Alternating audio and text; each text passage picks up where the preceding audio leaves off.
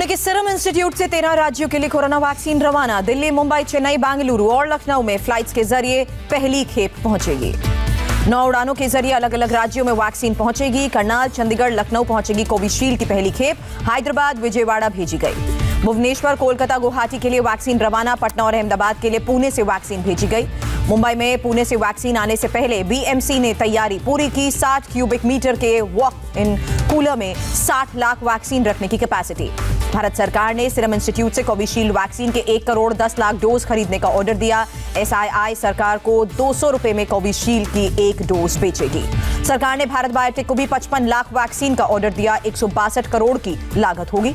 देश में 16 जनवरी से लगेंगे कोरोना के टीके। प्रधानमंत्री मोदी ने देश भर के मुख्यमंत्रियों से की बातचीत। 2 वैक्सीन को मंजूरी मिलने के बाद पहली मीटिंग हुई। वैक्सीन के डिस्ट्रीब्यूशन और मैनेजमेंट पर चर्चा। प्रधानमंत्री मोदी का ऐलान, 3 करोड़ फ्रंटलाइन वर्कर्स को लगने वाली है पहले टीके का खर्च सरकार देगी। प्रधानमंत्री बोले, 16 जनवरी से दुनिया का सबसे बड़ा टीकाकरण, हमारी दोनों वैक्सीन मेड इन इंडिया। देश में 4 और वैक्सीन आने वाली है। प्रधानमंत्री मोदी ने कहा, दोनों वैक्सीन दुनिया में सबसे सस्ती। दुनिया के 50 देशों में वैक्सीनेशन चल रही है। प्रधानमंत्री बोले, दुनिया भारत को फॉलो करेगी। कुछ महीने में देश की करीब 1/4 जनता को टीके लगाए जाएंगे। प्रधानमंत्री बोले, 30 करोड़ टीके लगाने का लक्ष्य। प्रधानमंत्री ने हिदायत दी, कहा, कोरोना से घबराहट कम हुई है लेकिन लापरवाही नहीं बरतनी। प्रधानमंत्री की राज्य सरकारों को सलाह, अफवाहों पर राज्य खास ध्यान रखें। बोले, सही सूचना से अफवाह दूर होगी। प्रधानमंत्री बोले, कोविन डिजिटल प्लेटफॉर्म दिलाएगी कोरोना से जीत। रियल टाइम डेटा ऐप पर अपलोड होगा। बैठक के बाद एमपी के सीएम का बयान, भारत कम समय में वैक्सीन बनाकर ग्लोबल लीडर बना है। शिवराज बोले, दूसरे देशों के साथ भी भारत वैक्सीन साझा करेगा। कोविन पोर्टल से वैक्सीनेशन पारदर्शी होगी। मीटिंग के बाद बोले कर्नाटक के सीएम, राज्य में पहले दिन 16 लाख फ्रंटलाइन वर्कर्स को टीका लगेगा। कर्नाटक में भी कोविशील्ड और कोवैक्सीन दोनों के टीके दिए जाएंगे। 235 वैक्सीनेशन सेंटर्स तैयार। उत्तराखंड में आज वैक्सीनेशन का फाइनल ड्राई रन होगा। 310 केंद्रों पर टीकाकरण अभियान की तैयारियों का जायजा लिया जाएगा। महाराष्ट्र के गृह मंत्री अनिल देशमुख का बयान, राज्य में सभी पुलिस कर्मियों को कोरोना वैक्सीन मुफ्त में लगाई जाएगी। देश में कोरोना केसेस में और कमी, एक दिन में सिर्फ 12,584 नए केसेस आए। देश में कुल एक्टिव केसेस अब 2,16,000 के पार। देश भर में कोरोना से एक दिन में 167 लोगों की जान गई। देश में अब तक 1,51,327 लोगों की मौत हुई। देश में कोरोना के अब तक 18 करोड़ 26 लाख से ज्यादा सैंपल्स की जांच। सोमवार को 8,97,000 से ज्यादा लोगों की टेस्टिंग। महाराष्ट्र में बीते 24 घंटे में कोरोना से 2,438 लोग संक्रमित हुए। 40 संक्रमितों की मौत हुई। दिल्ली में बीते 24 घंटे में कोरोना के 306 नए मामले आए। 13 लोगों ने जान गंवाई। केरल में कोरोना के 3,110 नए केसेस। एक्टिव केसेस की तादाद 63,000 के पार। तेलंगाना में कक्षा 9 से ऊपर के स्कूल और कॉलेजेस 1 फरवरी से खुलेंगे। सीएम के चंद्रशेखर राव का ऐलान। केरल के सीएम का बड़ा ऐलान, सिनेमाघरों को जनवरी से मार्च 2021 तक एंटरटेनमेंट टैक्स से राहत। दुनिया में कोरोना के 9 करोड़ 11 लाख से ज्यादा केसेस। मौत का आंकड़ा 19.5 लाख के पार। जापान को ब्राजील से आए लोगों में कोरोना का एक और नया स्ट्रेन मिला। ब्रिटेन वाली म्यूटेशन से अलग है नया स्ट्रेन।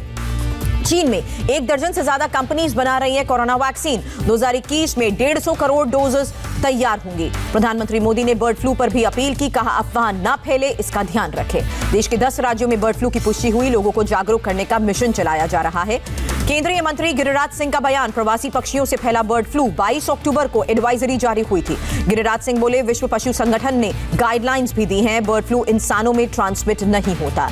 दिल्ली के द्वारका में मृत पाए गए 2 कौवों की जांच में बर्ड फ्लू की पुष्टि हुई। डीडीए पार्क नंबर 3 को बंद किया गया। महाराष्ट्र के परभणी में 800 मुर्गियों की मौत हुई। पुणे की लेबोरेटरी से मिली रिपोर्ट में बर्ड फ्लू से ही पुष्टि हुई। महाराष्ट्र में बर्ड फ्लू पर सीएम ठाकरे की पशुपालन मंत्री के साथ बैठक हुई। हेल्पलाइन नंबर भी जारी किया।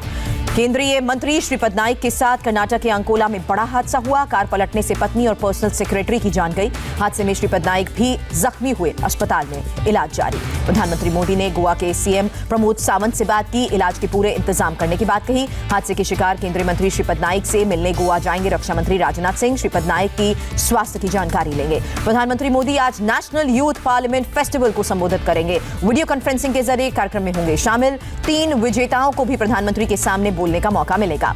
कृषि कानून पर आज सुप्रीम कोर्ट फैसला सुनाएगा। कानून के विरोध में दायर की गई कई याचिकाएं।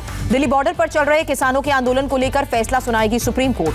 पिछले 48 दिन से आंदोलन कर रहे हैं किसान। कृषि कानून पर नहीं बल्कि अमल पर रोक की तैयारी में है सुप्रीम कोर्ट। कहा, कमेटी की रिपोर्ट के बाद हम लेंगे फैसला।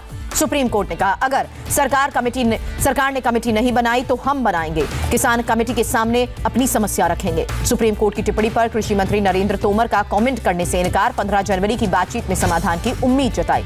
किसान नेता राकेश टिकैत ने सुप्रीम कोर्ट का शुक्रिया अदा किया। कहा कानून बनाने वाली सरकार ही इसे वापस लेगी।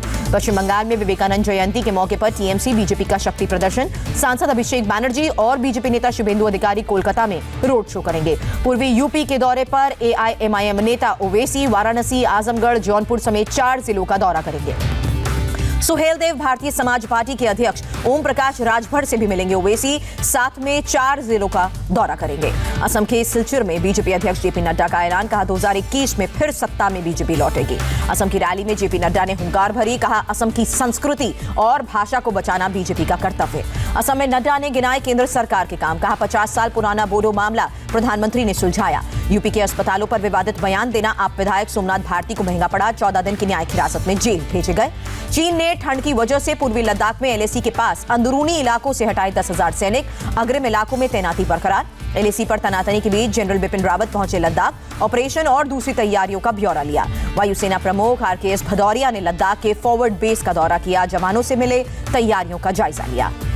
पीडीपी युवा विंग के नेता वहीद पारा टेरर केस में फिर गिरफ्तार। शनिवार को ही जेल से जमानत पर छूटे थे। अवंतीपुरा में जैश के आतंकियों को मदद पहुंचाने वाले 2 गिरफ्तार हुए। सेना का जॉइंट ऑपरेशन। पुंछ के मेढर सेक्टर में कई आतंकी पकड़े गए। भारी मात्रा में हथियार बरामद। धार्मिक स्थानों को टारगेट की साजिश थी। हेरिटेज कंजर्वेशन कमेटी ने नए संसद भवन के निर्माण को मंजूरी दी। नए सेंट्रल एवेन्यू में होगा 2022 का रिपब्लिक डे परेड। भारी बर्फबारी के बाद कश्मीर घाटी में बर्फ की सफेद चादर बिछी। श्रीनगर में डल झील पूरी तरह से जमी। झील के किनारे शिकारे और हाउस बोट पर भी बर्फ जमा।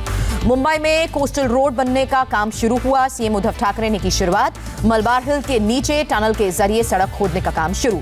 अमेरिका के नवनिर्वाचित राष्ट्रपति जो बाइडेन की नई टीम में भारतीय मूल के और 2 लोगों को अहम जिम्मेदारी। रीमा शाह और नेहा गुप्ता को व्हाइट हाउस काउंसिल में जगह मिली। जो बाइडेन ने विलियम बर्न्स को CIA के डायरेक्टर पद के लिए चुना। लंबे समय तक राजनयिक रह चुके हैं बर्न्स। स्पेन के मेड्रिड में भारी बर्फबारी से अस्पताल के बाहर बिछी बर्फ की मोटी चादर। सरकार ने बर्फ हटाने के लिए आर्मी की तैनाती की। कोसोवो में मूसलाधार बारिश से बाढ़ जैसे हालात। कई इलाकों में लोगों को सुरक्षित बाहर भी निकाला गया। सड़क के साथ घरों में बारिश का पानी घुसा। रूस की राजधानी मॉस्को में बेकाबू ट्रक ने सेना के काफिले को मारी टक्कर। हादसे में 4 जवानों की दर्दनाक मौत। 20 से ज्यादा जवान घायल। उत्तर कोरिया की Hyundai मोटर के साथ एप्पल कंपनी करने जा रही है करार। 2024 तक उतारेगी इलेक्ट्रिक कार। विराट और अनुष्का के घर नन्ही परी आई। कोहली ने ट्वीट कर दी जानकारी।